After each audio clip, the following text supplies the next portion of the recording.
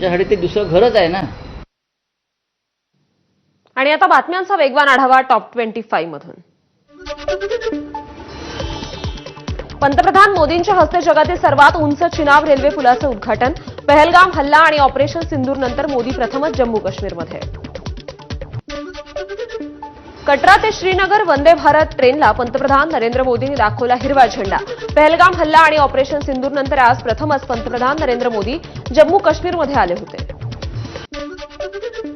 कटरा ते श्रीनगर वंदे भारत ट्रेन रवाना. यावेळी पंतप्रधान नरेंद्र मोदींनी मुलांसोबत गप्पा मारल्या. लाडकी बहीण योजनेसाठी पुन्हा एकदा सामाजिक न्याय विभागाचा निधी वळवला. अनुसूचित जाती घटकांचा 410.30 कोटींचा निधी वळवण्यात आलाय. सामाजिक न्याय विभागाचा निधी लाडक्या बहिणींसाठी वळवल्याच्या आरोपांवर मंत्री संजय शिरसाट यांनी प्रतिक्रिया देणं टाळलं. शिरसाट यांना प्रश्न विचारले असता त्यांनी हात जोडले. संजय शिरसाटांनी नियम डावलून शेंद्रा एमआयडीसीमध्ये 6 कोटींची जागा घेतली.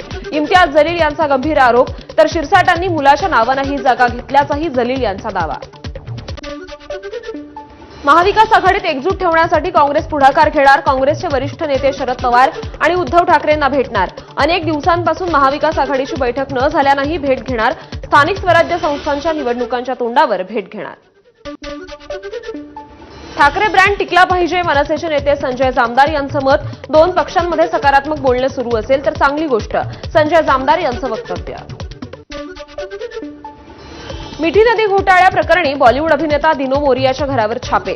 आज सकाळपासूनच ईडी ईओडब्ल्यूची मिठी प्रकरणात छापेमारी सुरू आहे.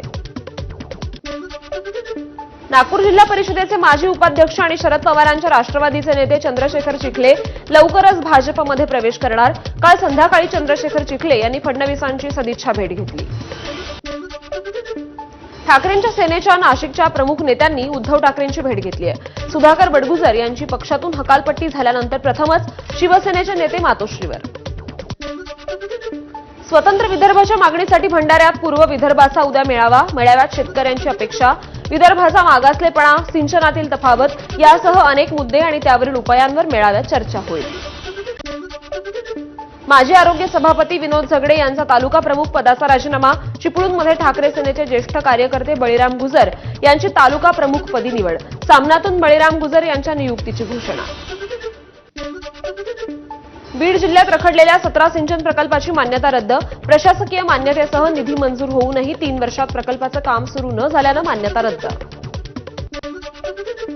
बीड जिल्ह्यात अण्णासाहेब पाटील आर्थिक मागास विकास महामंडळाचं उपकेंद्र सुरू केलं जाणार. अध्यक्ष नरेंद्र पाटील यांनी घेतला उपकेंद्राचा आढावा. नरेंद्र पाटलांनी बोलून दाखवली ईडब्ल्यूएस आरक्षण गेल्याची खंत. सुरेश धस यांच्या आष्टी मतदारसंघात कागदोपत्री पूल दाखवून 10 लाखांचा निधी लाटल्याचा ग्रामस्थांचा आरोप. पावसाळ्यात नदीवर पूल नसल्यानं ग्रामस्थांना अडचणींचा सामना करावा लागतोय. आझाद मैदानावर नमाज अदा करायची तर सरकारकडे जा. मुंबई उच्च न्यायालयाची याचिकाकर्त्यांना सूचना. पोलिसांनी परवानगी नाकारल्यानंतर उच्च न्यायालयात याचिका.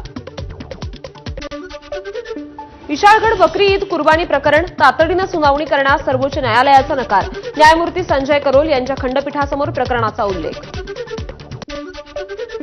आज किल्ले रायगडावर तारखेनुसार शिवराज्याभिषेक सोहळा. 2.5 लाखांहून अधिक शिवप्रेमी रायगडावर.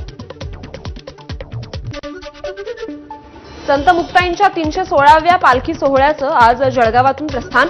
संत मुक्ताबाई समाधी मंदिरापासून पंढरपूरकडे पालखीचं प्रस्थान होणार.